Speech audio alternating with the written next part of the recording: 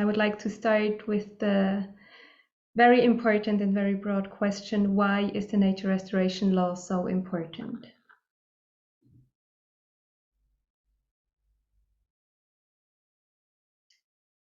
So maybe if I may, my name is Guy Peer.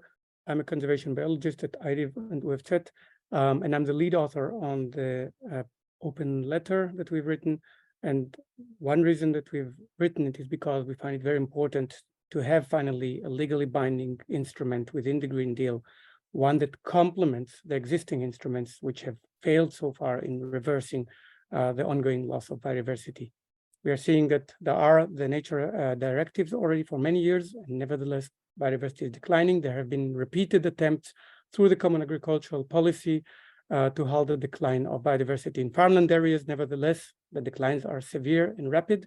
We've seen that for birds, for butterflies, and other groups we're not managing. And there are many arguments which people rightfully bring, saying, well, if you want to protect nature or restore it, you need other instruments than those existing at the moment. And finally, the Commission have proposed that, and we find that it's enormously important to have such a regulation if we want to meet the targets that were set by international agreements.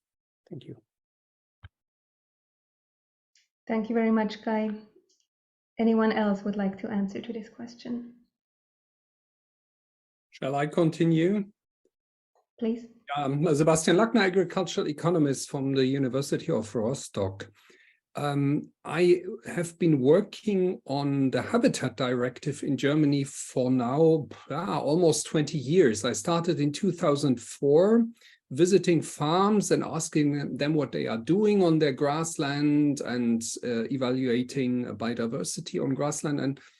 And what I came across is that funding schemes for farmers are really, really poor. And if you look in the current report of our national government to the European Commission on the status of conservation areas, first of all, you can find out that 69% of the conservation areas, according to Habitat Regulation, are in a unfavorable, insufficient, or unfavorable, poor condition. So basically, in 69% of the conservation areas, we do not reach our targets. And I'm observing this now since 20 years. The situation is bad. We don't do enough for the farmers who work there. And at some point, you see some small progress, of course, but what the nature restoration law is about is to really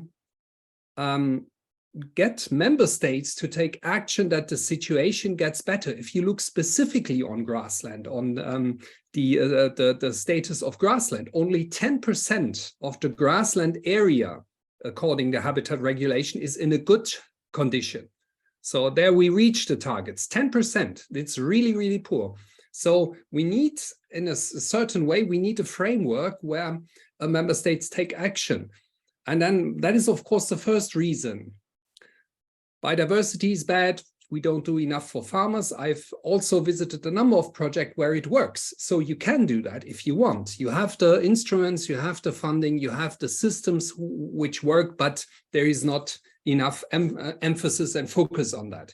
Second reason is, of course, what I've been observing on Twitter and in the news, that many arguments are brought up against the nature restoration law. And on many of these arguments, you ask yourself, what is the factual basis? There is no factual basis.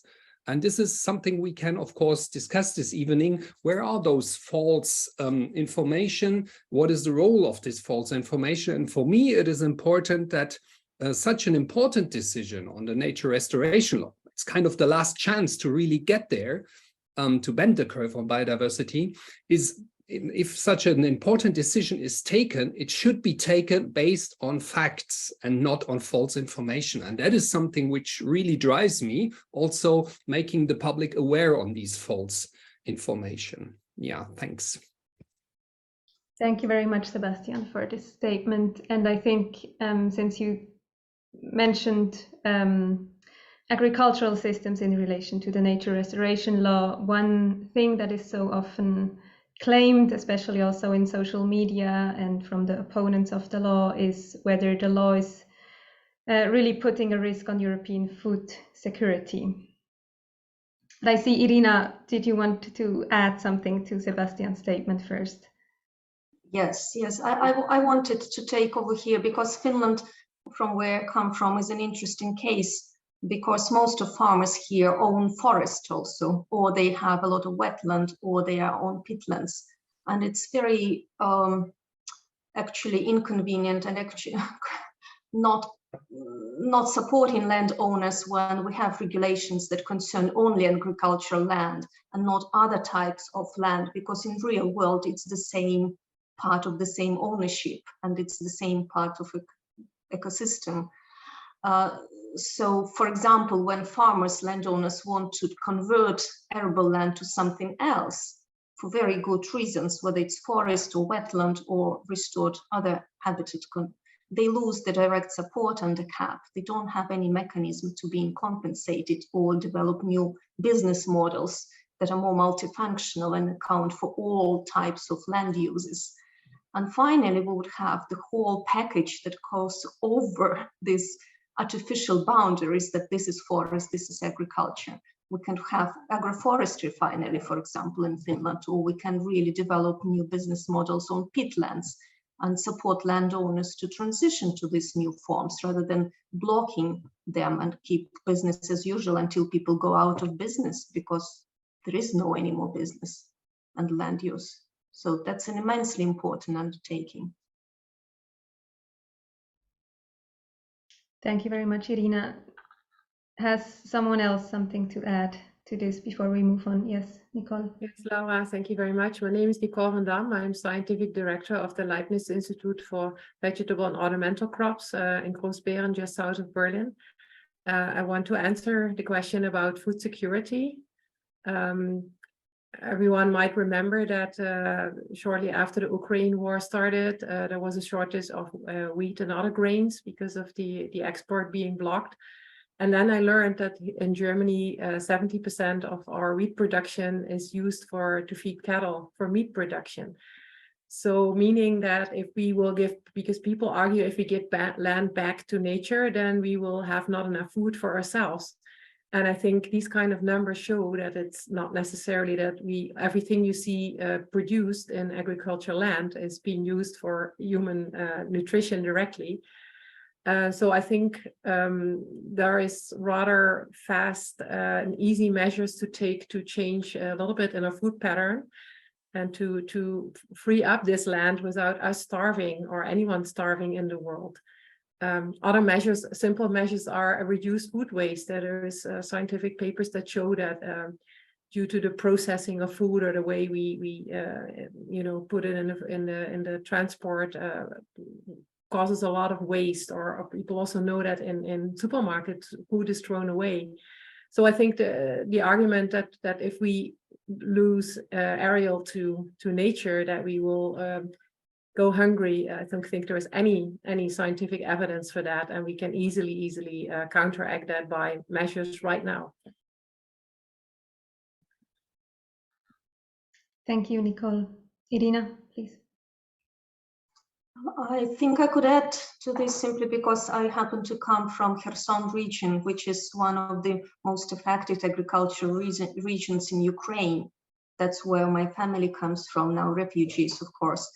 But because of this, I've been following this debate with personal interest, and there are several very important assessments being done, including the one recently by our colleague Sebastian here, that indeed show with facts and figures that to use the war, the crisis and the tragedy now to stop the transition towards more sustainable economies in the European Union is simply, well, I would say immoral and certainly not substantiated. There are ways of solving this crisis. Nicole just mentioned two of them, food waste and animal production, but there are others like in transportation and in building, in construction. There are numerous ways, and it's not certainly that nature somehow is the barrier to this. and it's quite irresponsible to be blocking this new development.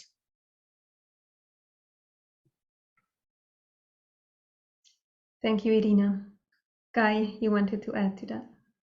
Yes, I think it's important to start with a debate about food security as the first example that we take in our letter as well, as really a set of flawed arguments that make people afraid and activate people's fear that we will all die. And I'm personally coming from immigrants' family after World War II, having survived the Holocaust. And I come from poverty in this sense and immigration. And so I do know how people behave that come from this environment. And sorry, but in Europe, we don't have a food security issue in the way that is being described. Yes, some people do have problems of access to food, access to healthy diets. We have more people on Earth currently suffering from obesity and overweight and health problems related to that than people starving. And there are people starving, but partly these people are starving because we in Europe are taking the resources. So if there's a competition between chickens and pigs in Europe and people in other parts of the world, then the first thing that we could do to resolve food security issues is to reduce our own load on the rest of the world. Europe is using twice the area of its own terrestrial space for unnecessary products, like importing feed for animals, then exporting animal products. So we could reduce that. We use so much of our space for feed and fuel instead of feeding people. So if we really want to address issues of food security, we can do that by producing food and using the land efficiently instead of claiming that Europe needs to feed the world. It doesn't.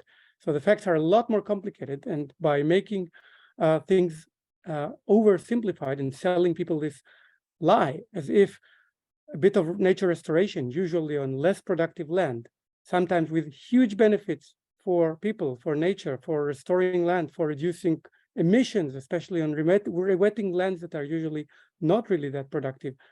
All this is really remote from the facts and the evidence, and the science there is very clear. So maybe I stop there. I allow Irina to add on that, and then we can come to other points that we raised in our letter as well on why is it so critical.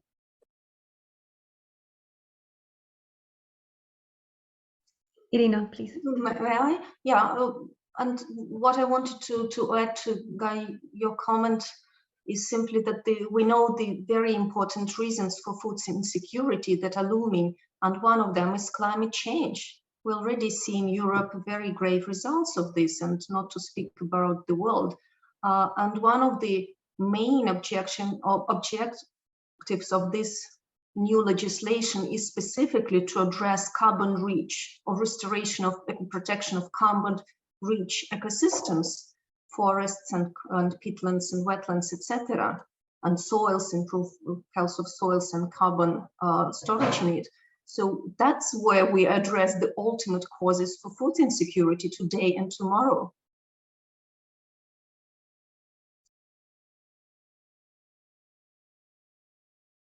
Thank you very much, Irina. Yeah, maybe I can add to this. I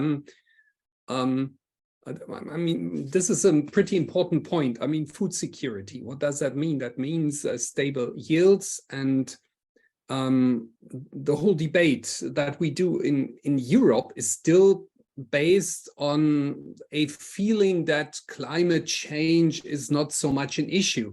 The first statement in that sense we need to make is that other regions of the world are much more hit by issues from climate change, extreme weather events, and so on. So agriculture at the global scale is much more already affected by climate change. But here in Europe, we already now feel the effects. Now, if you go back to 2018, we had a severe drought starting in April, going until November, with really little rain. That was a record drought.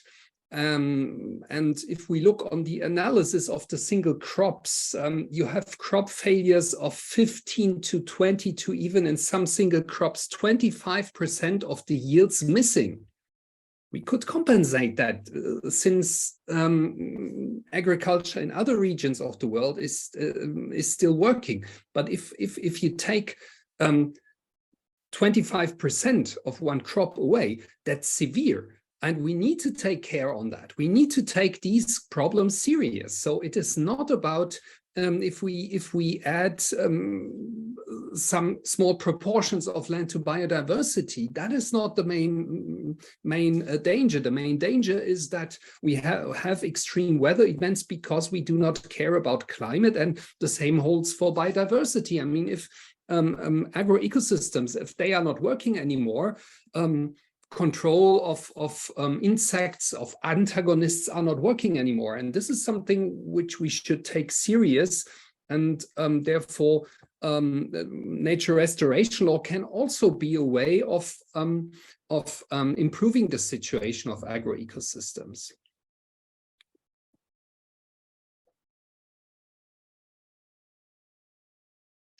Thank you, Sebastian. Would anybody else like to follow up on this linkage between agriculture and climate change and how the nature restoration law comes into play? Nicole, please. Yes, just to add on to that, I think those two, so climate change and biodiversity laws come together here indeed. And as Sebastian already mentioned, maybe antagonists, so integrated pest management, as is often used in agriculture, especially in horticulture, may suffer if there is not enough biodiversity surrounding our agricultural areas. And I think it's really important that this goes together.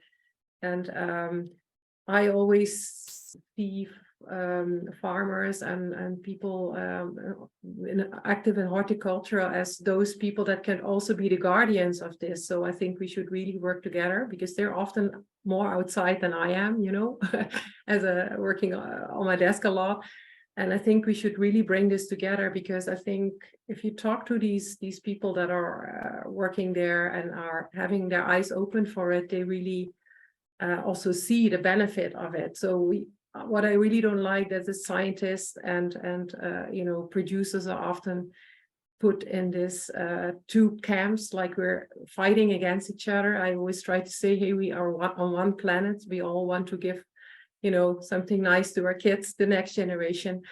And I think we should really work together. And if you talk to people and producers that are having, you know, are producing fruits or producing vegetables or other agriculture products, they often, we could work together much more, and they would agree that biodiversity can be integrated also with production systems in a very healthy way, both for their perspective as for the general perspective of preserving biodiversity. And I think we should aim for that.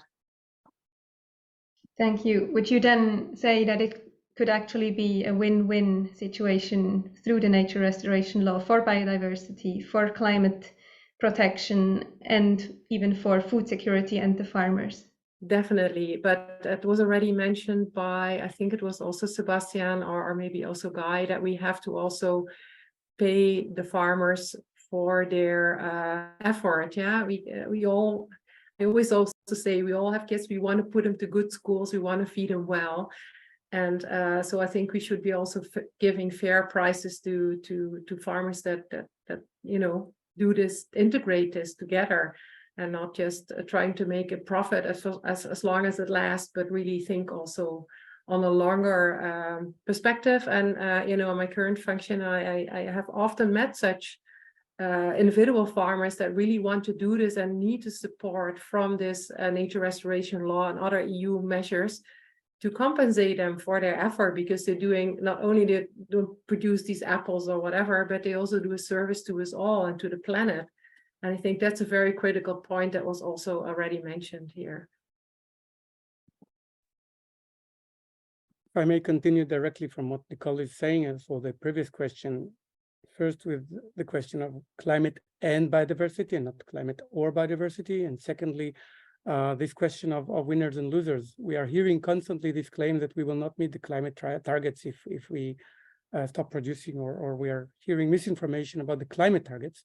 Whereas also in workshops that we held with experts across Europe, one of the key issues for meeting both the climate and the biodiversity targets is the need of restoring functional landscapes.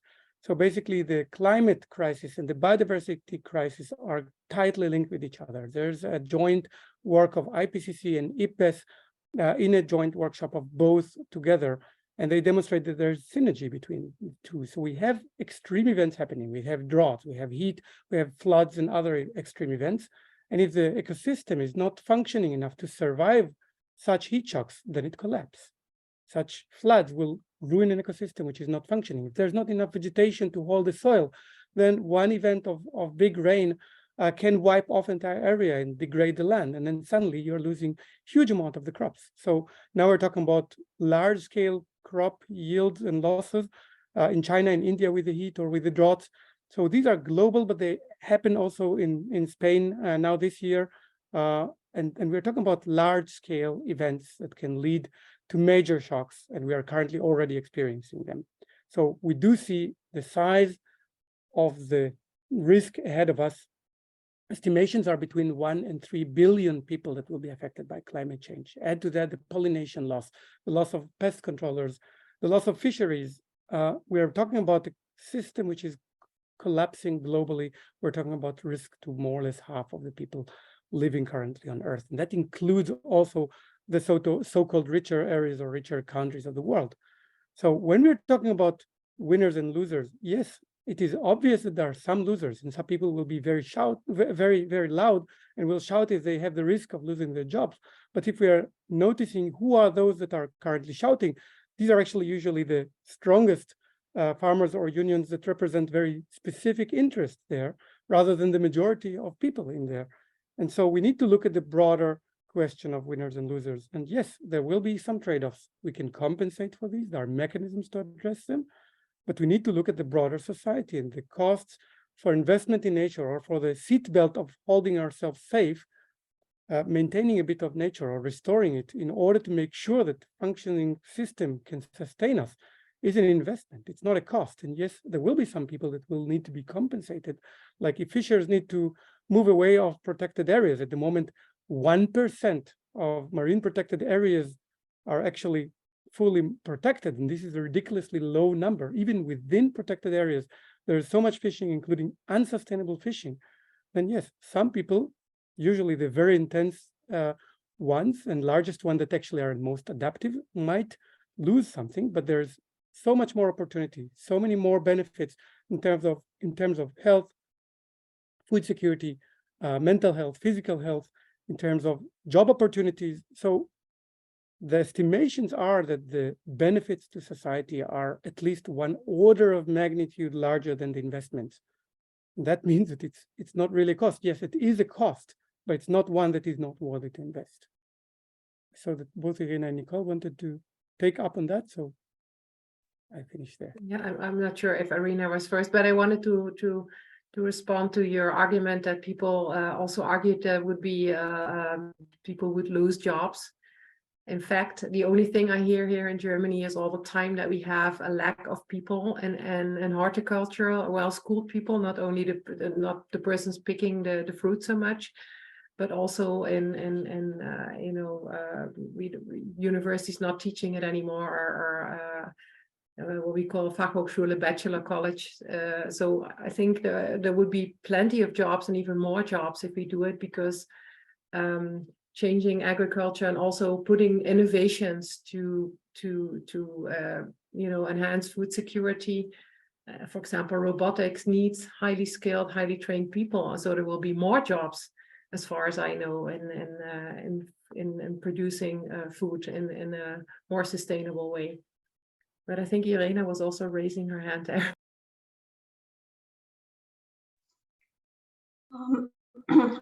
I wanted to pick up on the climate change mitigation, because one of the claims that are being put forward is that nature restoration law on forests or forest land will compete or negate the renewable energy targets in the European Union, which is a very serious concern, of course, especially with the war currently going on in Ukraine. and European Union being dependent on Russian energy sources. So it's very legitimate concern.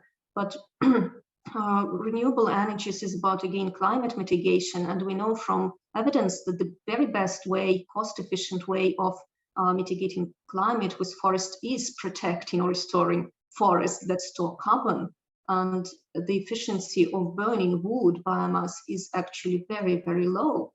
It's very wide. It works in some cases, as we know in Finland, where we use a lot of side streams and wastes from forest operations for energy generation, and it's been kind of traditional for us and really works well. But in the European Union, currently half of all forest biomass that is being burned is primary woody biomass. It's not wastes, it's forest, it's timber, it's construction timber, it's habitat, water retention, and everything that goes in with the forest. So that's not sustainable, and it's not cost efficient, and it's highly, highly subsidized. So it's a very high burden on the society at the moment. So it's very difficult to see the evidence of how that can be a good mitigation tool. So there should be massive investments into other renewable energies. And no wonder that some of the companies actually gave support to the nature restoration law, for example, wind power generation companies. And that's excellent, because that's a multifunction land use. So just to this forest, because again, marine forest, wetlands, it's a very powerful package of legislation that covers cross habitats, cross land uses, cross owners, cross countries, cross citizens. Finally, we would have something that is not just common agricultural policy. I have to warn, because of quality, Irina, of your connection, that something is not going completely perfect, but I think it was good enough. Laura, should we continue to the next questions? Yeah, exactly. I think Irina just gave a really good statement on why the nature restoration law is so important. So this leads to the next question: who is behind those attacks on the nature restoration law, and also maybe why?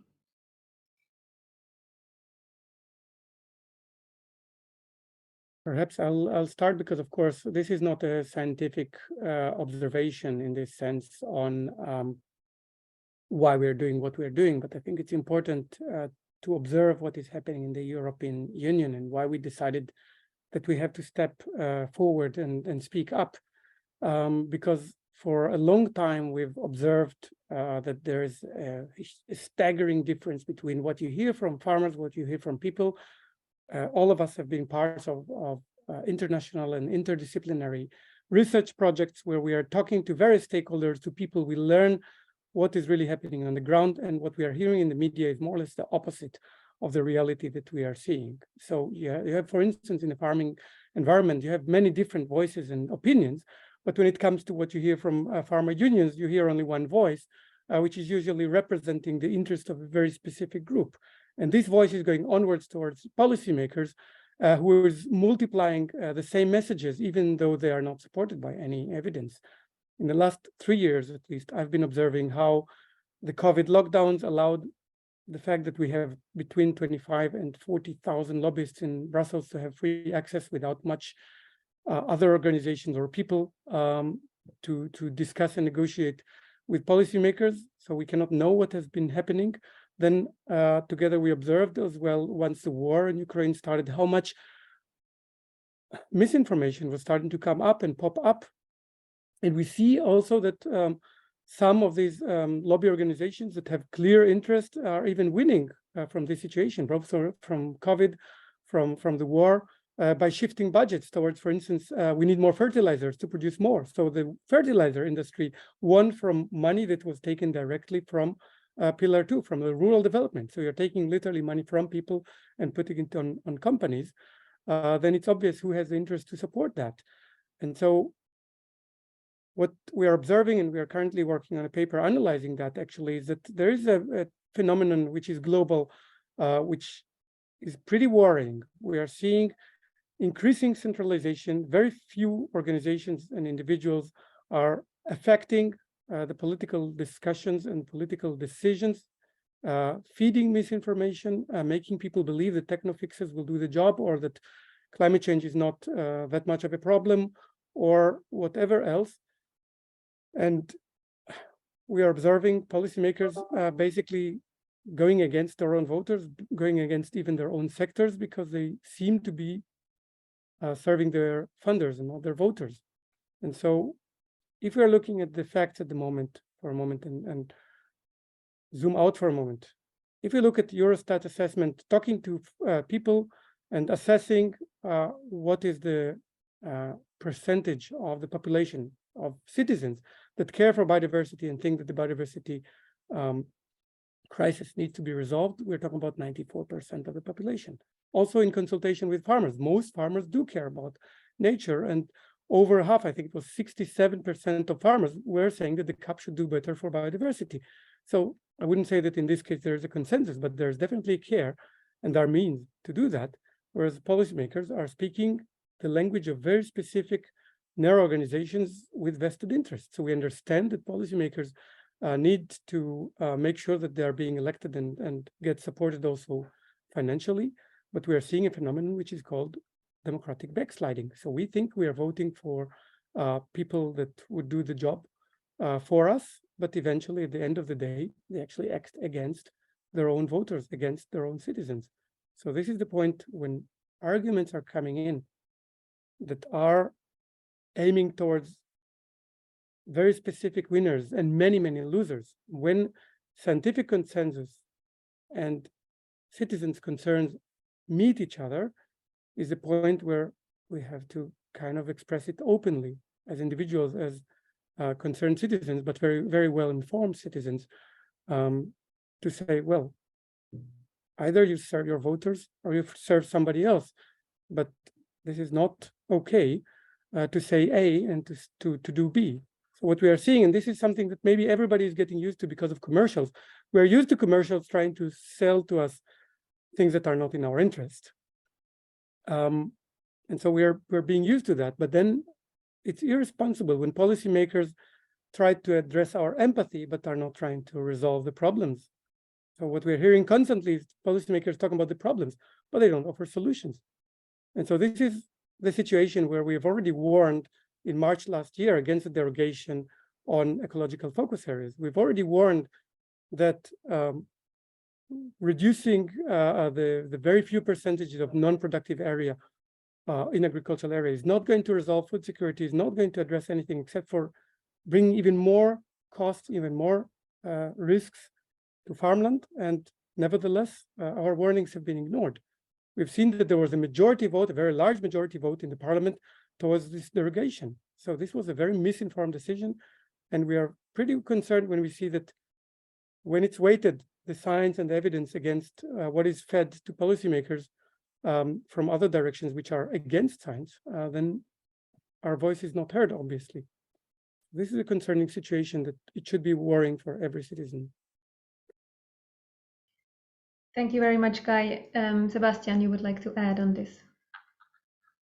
Yeah, I mean, I want to add 2 points. I mean, the first is, from my observation, a lot of this campaign is driven by German conservative politicians, and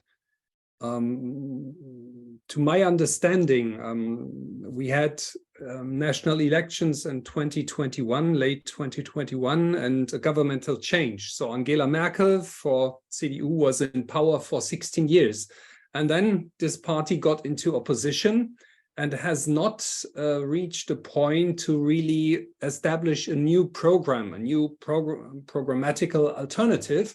So this party is basically going without anything into new elections. Now we have in Bavaria, southern Germany, we have state elections in fall, and next year in May we have EU elections. And so far, and then a second element could also be that in Poland we have the election of the national parliament also in fall.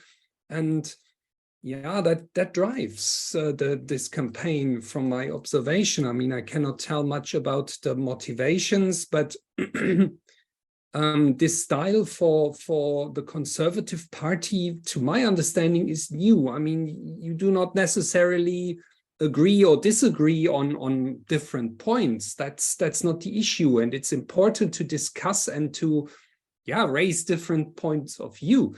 But there's a situation where really false information are constantly given to the press, given via Twitter or via social media to citizens. That is something which is new to our Conservative Party, and that is also a bit worrying, because I mean, this is a founding party. Konrad Adenauer, Helmut Kohl, they've been in power for many years.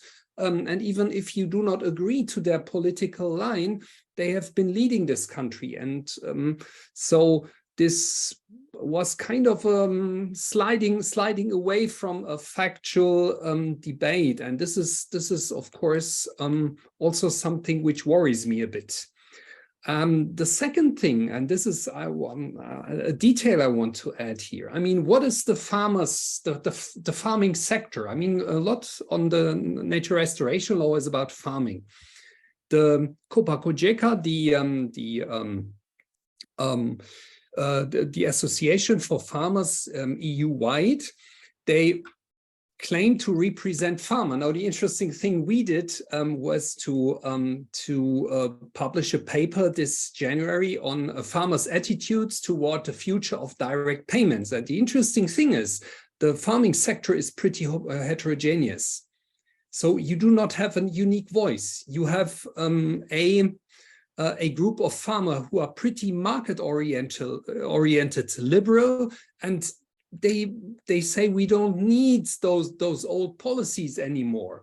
And if you pay us adequately, we do environmental measures. Then you have a second group, which are the organic farming environmentalists, and then you have conservative, the conservative group, which are against any change and against environmental measures. But the interesting thing is this conservative group is the smallest one. And so many of the claims, let's say, putting arguments from this very conservative bloc, they are just addressing a part of the farming sector. I mean, it was for Germany, that was a representative survey. However, you never know, and I mean, figures might be different in other countries. But from my observation, if you also go to conservation areas again, so if you go to marginal regions and you ask farmers who are working on poor lands, high biodiversity lands, they are not interested in these ideological battles.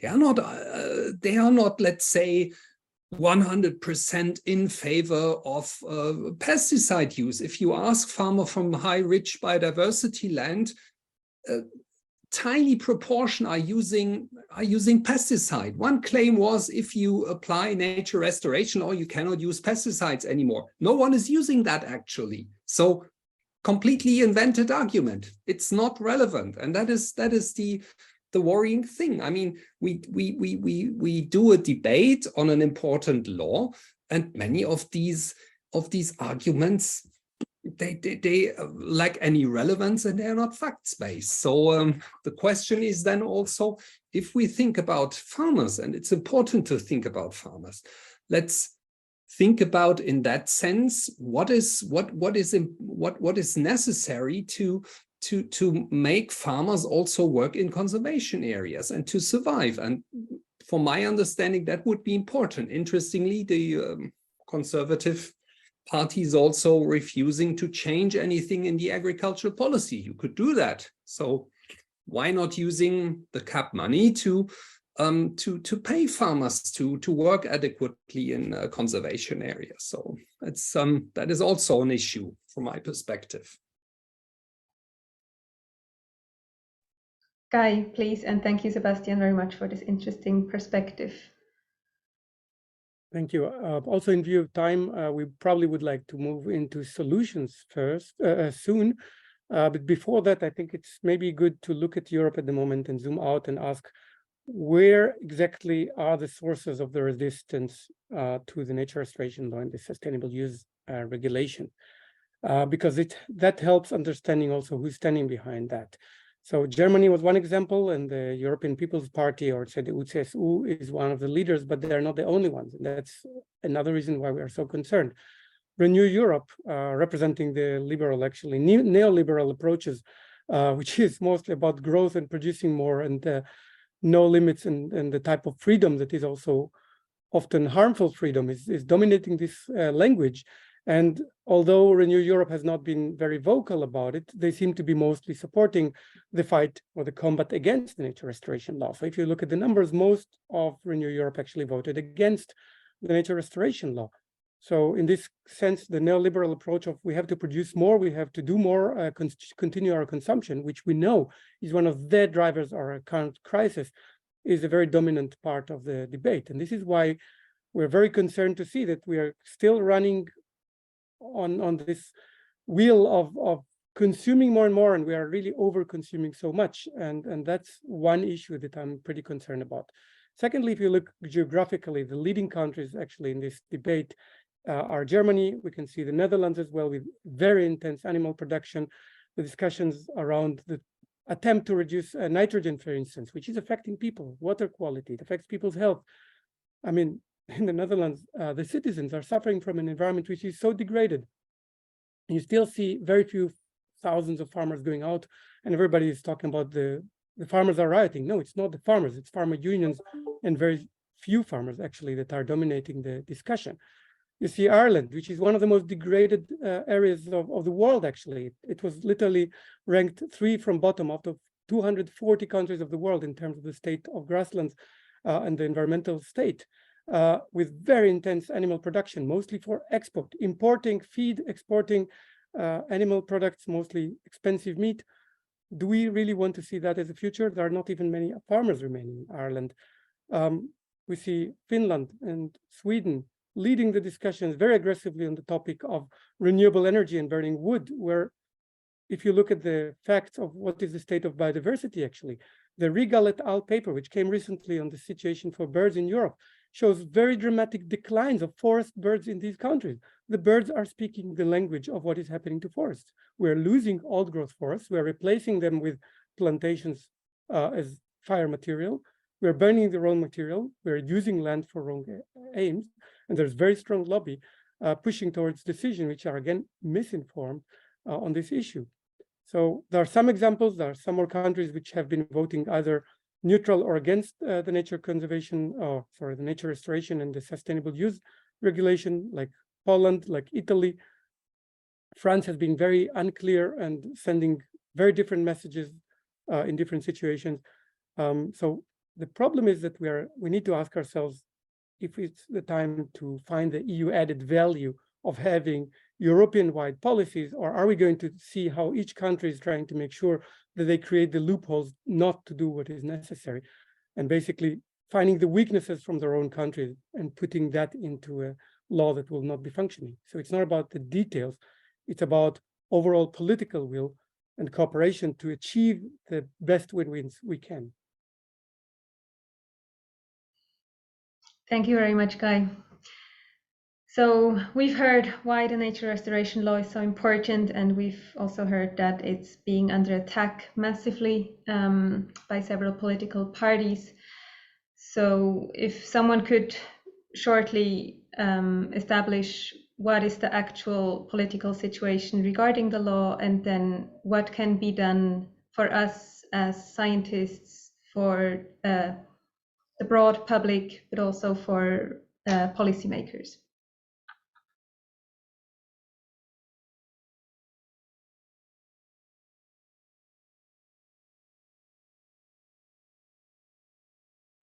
Anyone would like to take this one? Gregor, would you like to start as a representative of Scientists for Future?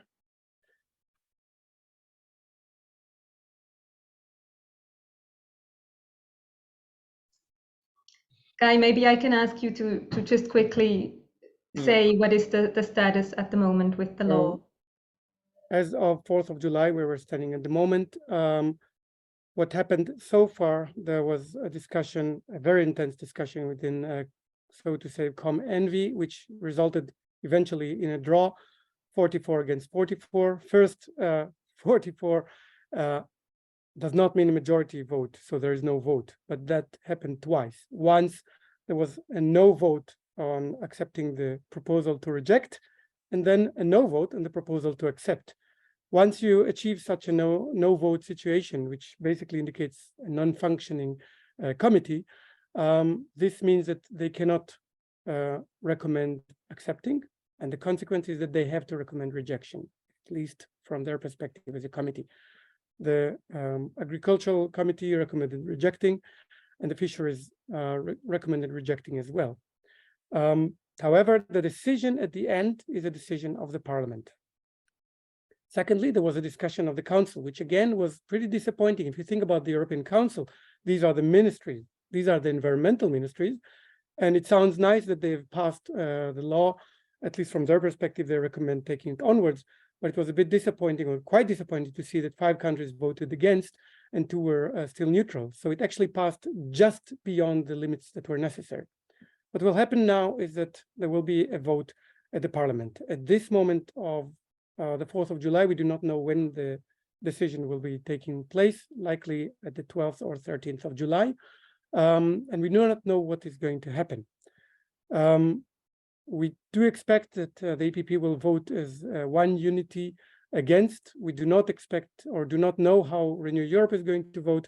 Likely the majority will vote against, or if they decide to vote as a party, it might end up again against. We know that the extreme right parties will vote against. So it could be quite easy to gain a majority of rejecting this law. This could be quite an embarrassment for the EU, to be even a global damage, because a lot of countries are watching what is happening in Europe. Europe has taken the decision to be a lead in environmental regulations, especially since we also have the responsibility, historical, but also from the perspective of so many ecosystems being completely degraded. So it's pretty decisive what will happen on the 12th or 13th of July. If it's being rejected, it means that it goes back to the Commission and they can still improve and develop a better proposal or a different proposal. But it means that we are losing time. And this is the one thing that we cannot allow ourselves to do now. I mean, the cost of inaction, political action, means that we're delaying an action against a crisis which is not just looming, it's already happening. And so this is one reason why as scientists we say, well, it's not about the details, we just don't have the time to reject the law and send it back. If there are amendments to take, it could be possible maybe through the Parliament to do that. And we do expect that they may take the decision according to the Council recommendation, which only looked at principles. And I think that might be a good idea, because as I said, the ComEnvy is not capable of making any recommendations. But time will tell very soon. And as scientists, I think the most important thing that we could do is to consult, to conduct a dialogue. Anybody who have concerns can come to us. 6,000 scientists have meanwhile signed our open letter as signatories, supporting the message. And many of these are prominent scientists who are more than happy to support, to deliver the knowledge, to explain to whoever is not convinced why it is so important, and to help even in finding solutions or improvements. But the moment, the most decisive moment, is to make sure that it's not being rejected, not because we as scientists can tell politicians what to do, but because we simply cannot lose more time. Thank you, Guy. Sebastian, would you like to add on this? Yeah, I mean, at the end of the day, it's a political decision, and we also need to think about the scenario where this gets rejected. And from my perspective, there are still ways to, find other methods. I mean, I would be pretty happy if the Parliament would support this law, but at the end of the day, that's a political issue, and politicians have to decide. They are elected representatives of the population, so at the end of the day, it's their responsibility to vote. Still, from my perspective, there are many, let's say, options. First of all, the national member states can can simply put efforts themselves to improve the situation. And at least for Germany, there's a bit of hope that our actual government could take care on conservation areas. In other member states, well, it's a matter of the citizens of all the member states to make clear that biodiversity and climate change and an intact nature, functioning ecosystems are important. So it's also a matter of raising their voice in their home countries and telling their governments what to do. And at the end of the day, we need to invest money. We need to invest money into conservation areas, pay land users adequately, find compromises also. That's also an important issue. Maybe not every detail of this nature restoration law is perfect. We still need to adjust. We still need to find for specific situations, specific solutions, that's for sure. And we need not only to invest, but we also need to educate people to, let's say, do the dialogue, find a solution in the regions, communicate biodiversity targets to land users, and also do the management at the regional scale. So it's also something about knowledge. We need to build up that knowledge, and we need to pay for the people to manage conservation areas. So the management of conservation areas is really a key issue, and part of the money should go into this management from my perspective. So I hope we also have a number of solutions or details how to get forward, even if this law will not pass, which I do not hope. But at the end of the day, again, it's about the parliament who has to decide. Thank you, Sebastian. Irina, please. I wanted to just pick up on something that, Sebastian, you brought into discussion now, is that the pan-European or European Union level and the national level of action, both of course important and possible. And it's easy to understand the concerns of many national politicians, such as in Finland, that we nations should have, member states should have jurisdiction and right to decide over our own resources. For example, in Finland, there is very strong opposition for the EU to decide how to manage our forests. That was not the agreement from the start when Finland entered the European Union. So we signed up to the CAP, common agricultural policy, but not to common forest policy. So, but that's a legitimate concern, of course, but we're speaking now about really common global, certainly pan-European asserts, such as biodiversity and climate and other natural resources, waters, etc., etc. These are really beyond the national borders. We cannot protect our Finnish birds without addressing what's happening in Italy, etc. Or, of course, we can't mitigate climate within Finnish borders, or you can't do it within your German borders, no matter how well you do. So the time is really ripe for the European Union level legislation, binding legislation on such cross-border asserts, economic and cultural, etc., asserts of the humankind. And now that we also have global agreements like the biodiversity agreement signed in Montreal, we also have to deliver on the global level. So this European Union case and example would be a tremendous input into the global movement to deliver on that agreement. If we fail, it's very difficult to hope that many other countries with less economic and political possibilities can do anything effective on that. And that's very big concern for all of us. Thank you very much, Irina. I think this is a very important point to emphasize. Those are international or global issues that we are facing, and so they have to be addressed ideally at this scale as well. So for the sake of time, I think we can move on to the last question, which is about the letter that was written supporting the nature restoration law and the sustainable use regulation. So my question is, why are researchers sort of stepping out of their scientific comfort zone and taking their time to write such a letter and get involved in politics?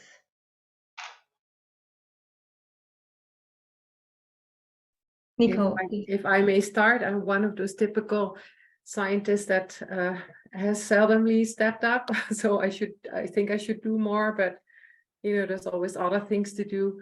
And maybe my main motivation is when I started studying, already motivated also to look into how can we reduce pesticide use by maybe using natural plant resistance. Rachel Carson's book, Silent Spring, was already out and a big motivation to do this. So we knew all the time the data were there. And over all this time, every study that comes out shows over and over again that we should do better. Yeah, we should restore nature, we should reduce pesticide.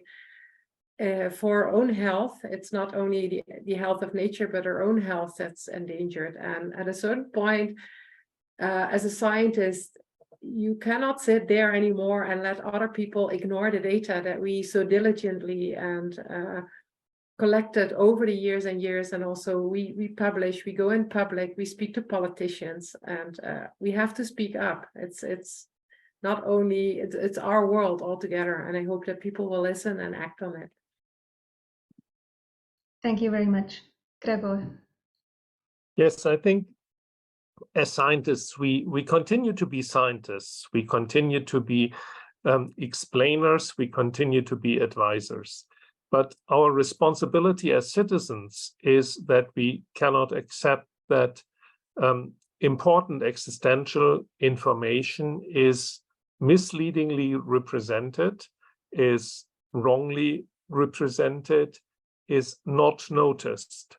So I agree with Nicole when she says it's not about follow the science. We don't want to take the role of politics, but we have a responsibility to be louder when it comes to that science is being ignored.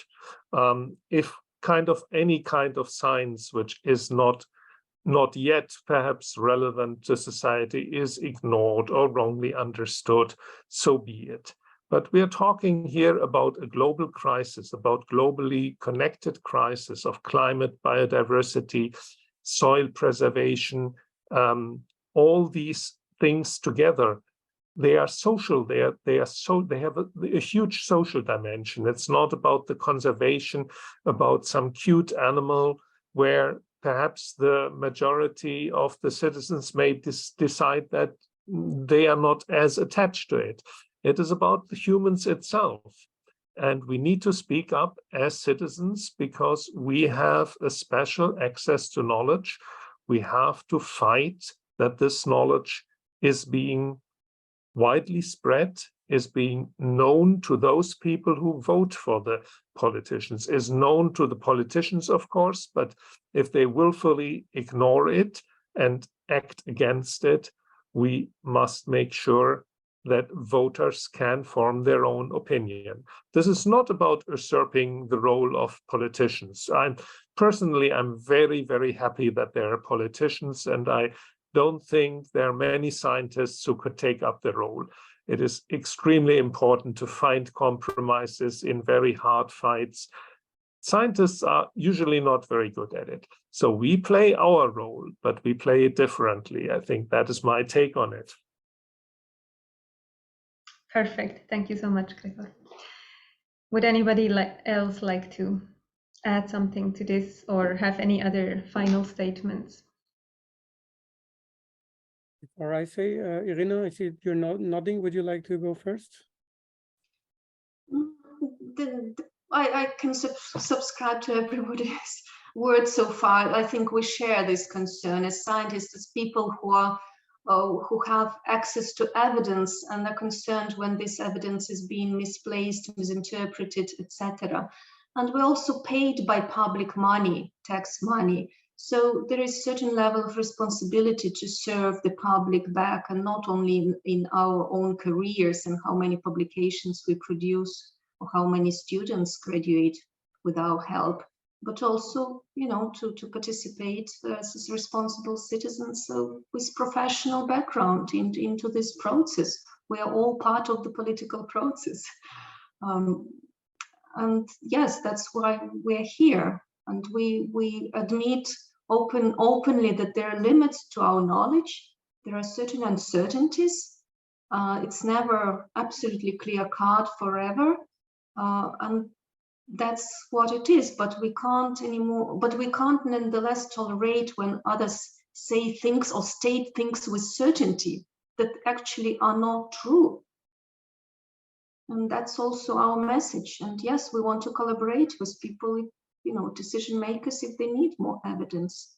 But in no way we want to push. We don't have any private agenda or interest in this sense. We don't push for our solutions. Maybe if I may close from my side, I'm both a scientist and a human, and I'm not trying to be a politician, and I don't think that any of the 6,000 scientists that signed it are planning to go into politics. Instead, I think the important thing is that, as Irina also said it, we are getting paid public money usually, we do research, and it's a waste of our time to produce research and knowledge that is then not only ignored, but even conflicted by wrong information.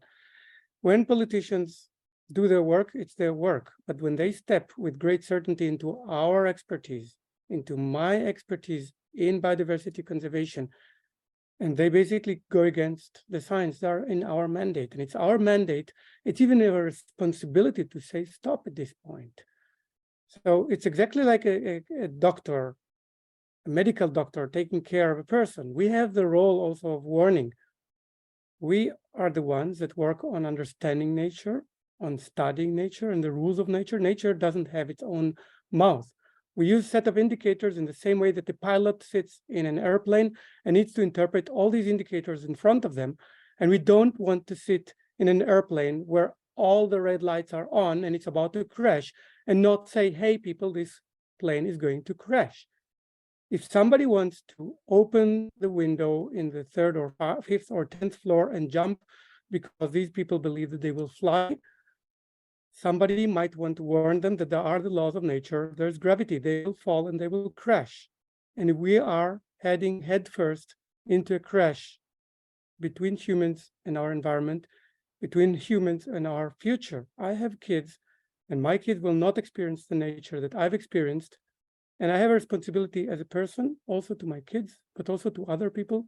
And I want to make sure that if politicians are taking a decision, it will be a responsible decision. And I don't want to be standing and seeing misinformation and seeing with dismay how the knowledge which is there is simply ignored.